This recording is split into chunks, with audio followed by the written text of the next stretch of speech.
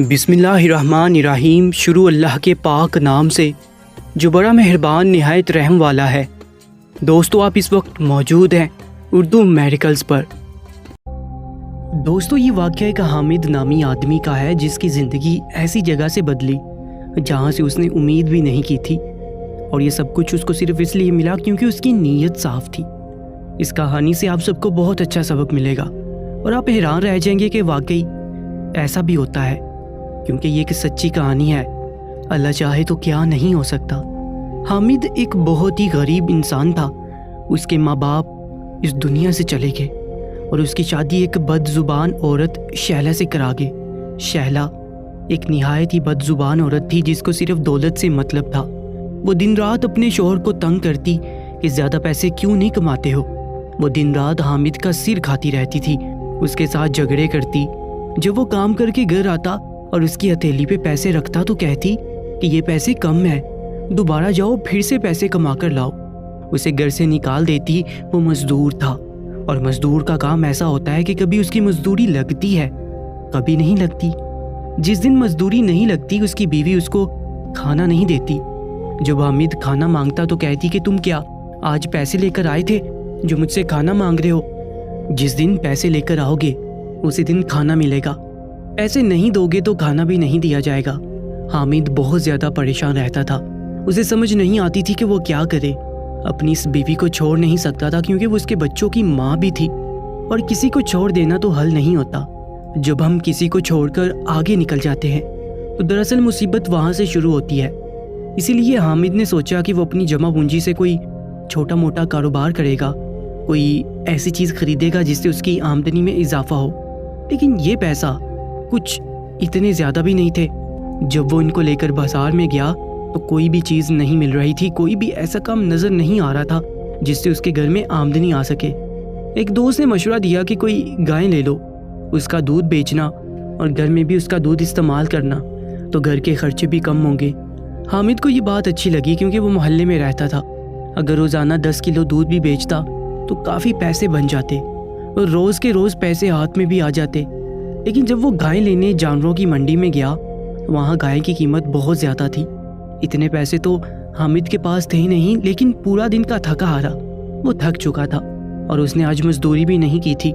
اسے بہت زیادہ بھوک بھی لگی ہوئی تھی۔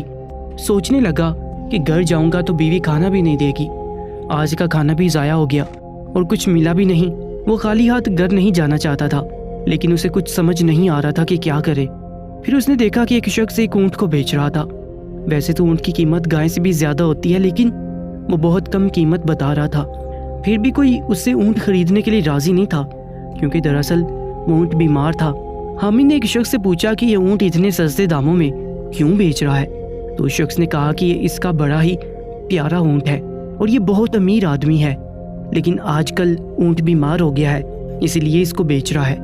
حامد نے کہا کہ پھر اس کو بیچنے کا کیا مطلب ہے؟ بیمار ہے تو کسی کام کا نہیں ہے؟ تو اس شخص نے کہا کہ نہیں، ایسی بات نہیں ہے، اگر اس کا صحیح علاج کروایا جائے تو یہ ٹھیک بھی ہو سکتا ہے۔ لیکن یہ شخص ہمت ہار بیٹھا تھا۔ میں اس کی جگہ ہوتا تو اونٹ کو کبھی بھی نہیں بیچتا بلکہ اس کا علاج کرواتا۔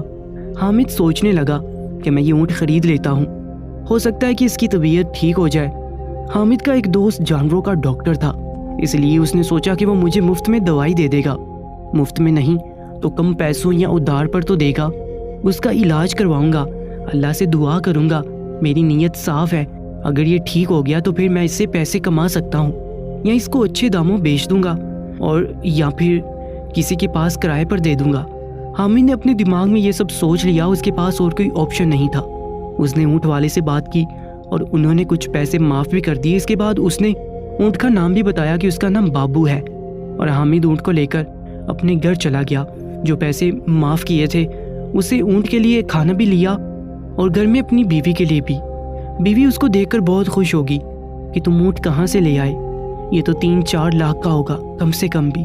اگر ہم محلے کے بچوں کو اس سے جھولے بھی دے تو ہمارے روز کی کتنے پیسے بن جائیں گے، نہیں تو اس کو ساحل سمندر پر اسی کام کے لیے چھوڑ دیں گے، ایک آدمی رکھ دیں گے۔ شہلا نے تو ابھی سے ہی خواب دیکھنے شروع کر دیے تھے، بہت خوش ہوگی تھی۔ آگے بڑھی اور اونٹ کی رسی تھام لی، اس کے لیے جگہ بھی بنائی۔ یہ بہت محنت کا کام تھا لیکن اس نے ایسا کیا شاید وہ ایک لالچی عورت تھی اور اسے پتا تھا کہ اس سے ہمیں فائدہ ہونے والا ہے، اس لیے اس کے لیے سب کچھ کر رہی تھی۔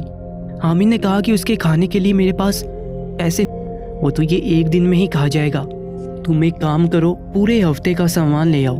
حامد بھی حیران تھا کہ جو اس کو بھی انسان نہیں سمجھتی تھی وہ اسے ٹائم پر کھانا نہیں دیتی تھی، آج اونٹ کے لیے پورے ہفتے کا کھانا منگوا رہی تھی۔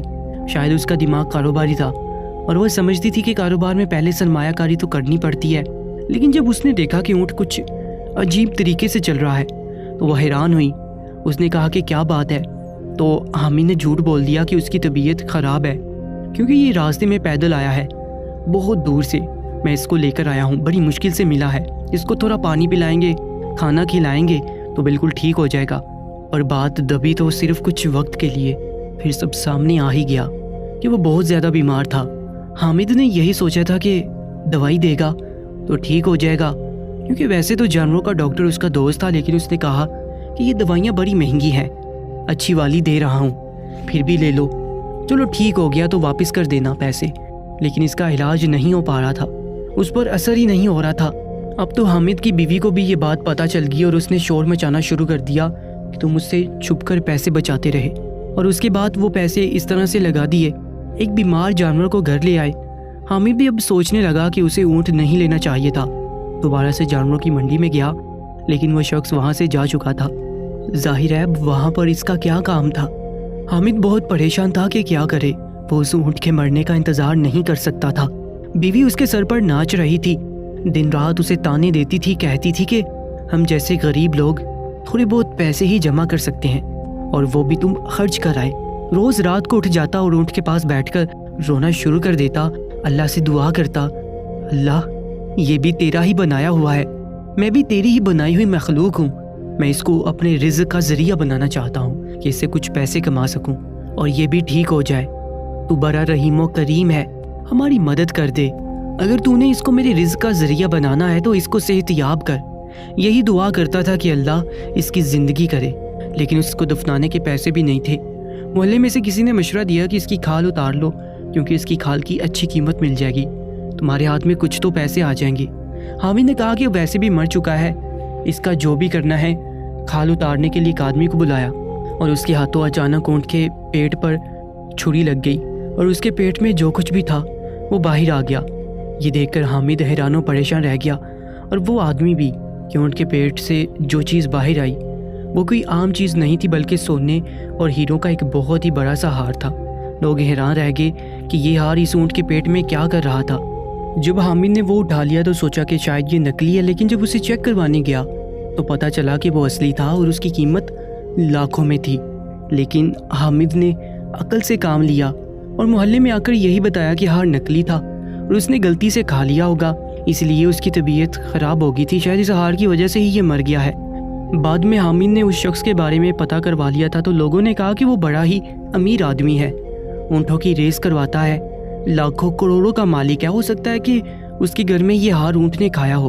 وہ شخص اب کہاں تھا کسی کو کچھ پتہ نہیں تھا، اور یہ بھی کسی کو معلوم نہیں تھا کہ اونٹ نے یہ ہیرے اور سونے کا ہار کیسے کھا لیا، اور کیا وہ اس کی وجہ سے اس دنیا سے چلا گیا تھا، کیونکہ کہتے ہیں کہ ہیرا چاٹ لینے سے تو انسان مر جاتا ہے۔ حامد نے ہار کو بیچ دیا اور بیوی کو بھی یہ بات بتائی تو وہ بھی خوشی سے نہال ہو گئی۔ اچانک سے اس کا رویہ بدل گیا۔ حامد اچھا اور شریف انسان تھا، اس کے نیک ماں باپ نے اس کی پرورش کی تھی، ورنہ وہ اپنی بیوی کو یہ بھی کہہ سکتا تھا کہ جب میرے پاس پیسے نہیں تھے تو تم نے میری اوقات کتے جیسی کی ہوئی تھی، لیکن آج میرے پاس پیسے آ گئے ہیں تو تم بڑے اچھے طریقے سے پیش آ رہی ہو۔ لیکن حامد نے یہ بات نہیں کی، کیونکہ وہ جانتا تھا کہ برے وقت میں تو اپنے بھی ساتھ چھوڑ جاتے ہیں۔ بیوی کے بارے میں کیا کہہ سکتا تھا؟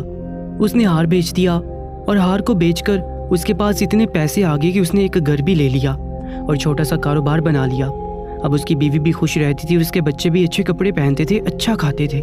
حامد نے اس اونٹ کی قبر بھی بہت ہی اچھی بنوائی تھی کیونکہ وہ بیمار تھا، لیکن حامد کے لیے تو فائدہ مند ہی ثابت ہوا اور اس کے لیے بہت ہی بڑا فائدہ دے کر گیا کہ اس کی ساری زندگی ہی بدل گئی۔ اس کہانی سے ہمیں یہی سبق ملتا ہے کہ کبھی بھی کسی کے برے وقت میں اس کو باتیں نہیں سنانی چاہیے، کہ برا وقت کبھی بھی اچھے وقت میں بدل سکتا ہے، کیونکہ حامد کی نیت صاف تھی۔ اس نے یہی سوچ کر وہ اونٹ خریدا تھا کہ میں اس کا علاج کرواؤں گا۔